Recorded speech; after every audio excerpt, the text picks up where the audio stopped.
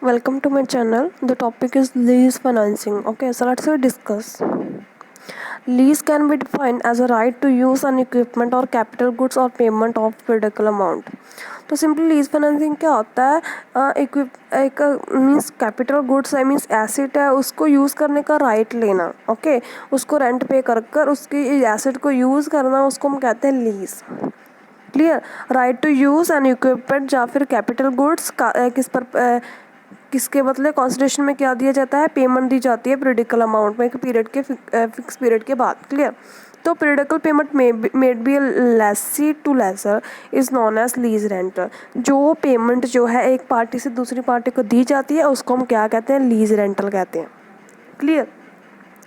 तो इसमें क्या होता है? इसमें 2 पार्टीज होती हैं. जो लीज का एग्रीमेंट होता है, जैसे मैंने बताया, राइट टू यूज़, राइट लेना उसकी चीज़ को यूज़ करने का, रेंट पे कर उसको हम लीज कहते हैं. इसमें एग्रीमेंट होता है, 2 पार्टीज होती हैं, जिसको फर्स्ट लेसर होती है, सेकंड लेसी होती है. लेसर कौन सा होता है? जिसने जो ऑनरशिप होती है, जिसके पास एसेट की, जो एसेट का ऑनर होता है, मालिक होता है. क्लियर. और जो ऑनर होता है मीन्स जो सेलर है. क्लियर. लेसी मीन्स कौन है? जो राइट लेता है उस चीज़ को यूज़ करने का, जो रेंट पे करता है, उसको हम कहते हैं लेसी. क्लियर. तो लेसर कौन है? Actual owner of equipment, permitting, जो परमिशन देता है यूज़ अदर पार्टी की, वो पेमेंट कर आप उसका जो एसेट है उसको यूज़ कर लें. ओके, लेसी को परमिशन देता है.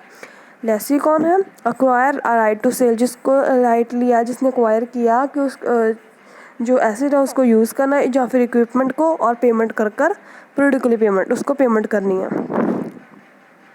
उसके बाद हमारे पास टाइप्स होती हैं लीज़ की. कौन कौन से टाइप्स है? 2 टाइप्स है mainly, operating lease and finance lease. Okay, so one by one we will discuss. First हमारे पास ऑपरेटिंग लीज. ऑपरेटिंग लीज कौन सी लीज होती है? जो शॉर्ट टर्म एक लीज होती है, शॉर्ट टर्म एग्रीमेंट और अरेंजमेंट होता है. ठीक है.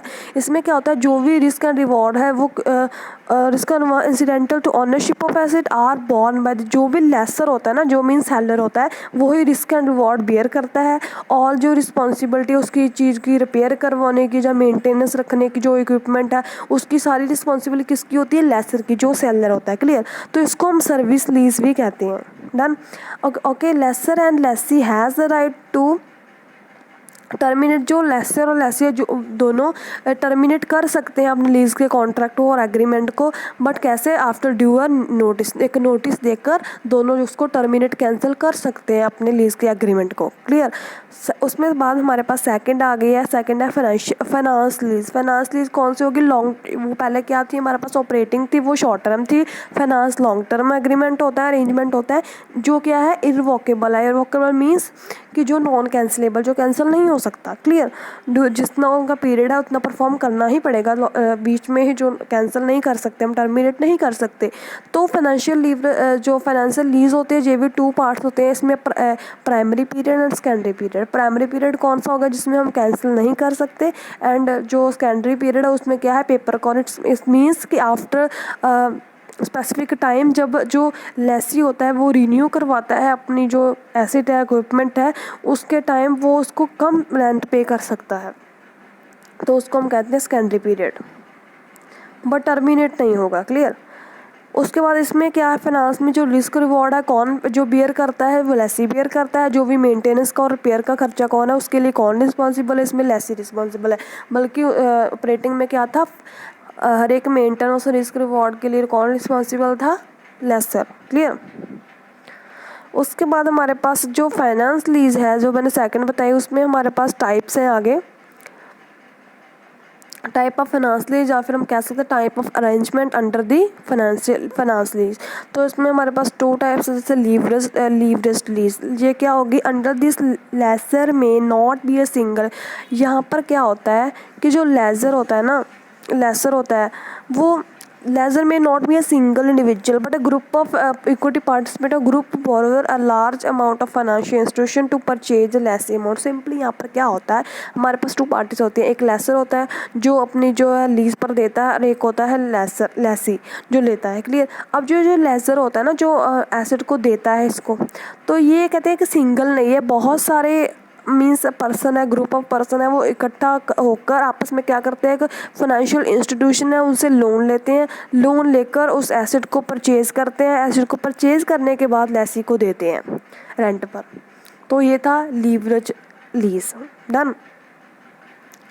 उसके बाद हमारे पास सेकंड है इसमें sale and lease back leasing. तो इसमें क्या है, देखिए नाम से पता चल रहा है, पहले क्या होगा, सेल होगा, फिर लीज बैक कर दिया जाएगा। It means under this a company owning the asset sale into to lessor. Firstly क्या है, जिसकी एसेट है वो क्या करता है, लेसर को अपनी एसेट सेल कर देता है। क्लियर। उसके बाद लेसर जो होता है वो पे करता है इमीडिएटली एसेट, जो भी उसका खर्चा होता है वो पे कर देता है एसेट का, but lease the asset to the seller. तो इसमें क्या है, तो इसमें सिंपली क्या है, ठीक है, देखिए यहाँ पर हमारे पास एक पर्सन है जो है लेसर है, जहाँ पर हमारे पास लेसी है। क्लियर। तो पहले जो जिसकी एसेट होती है ना वो क्या करता है, उसको कुछ पैसे चाहिए अपने बिजनेस को, वर्किंग कैपिटल को मैनेज करने के लिए। तो वो क्या करता है, उसके पास एक एसेट पड़ी हुई है, वो उस एसेट को जो है वो सेल कर देता है। किसको, वो लेसर को सेल कर देता है। क्लियर। एक जो ओनर है एसेट का वो लेसर को एसेट सेल कर देता है। मान लीजिए एक पर्सन को एसेट उसने सेल कर दी, बट जिस पर्सन को उसने सेल की उसी से बाद में लीज में वो एसेट ले लेता है यूज़ करने के लिए। डन। अब जिस जैसे उसने उस पर्सन से तभी वो उसने लीज पे ले ली, मीन्स ये होगी ओनर कंपनी। तो इससे क्या होता है, देखिए अ कंपनी ओनिंग द एसेट, जो ऑनर होती है कंपनी एसेट, वो लेसर को सेल कर देती है। लेसर जो होता है वो इमीडिएट उसको पे कर देता है, बट लीज पे ले लेता है उसकी एसेट को। क्लियर। दस ऐसे क्या होता है, जो सेलर होता है ना वो बन जाता है लेसी। ओके। तो जो asset remain with in the seller who is, तो जो हमारा लेसी होता है बट ऑनरशिप उसकी लेसर के पास चल जाती है, तो वो बायर बन जाता है हमारा। Done. Okay, so thank you so much. Keep on watching, keep on learning.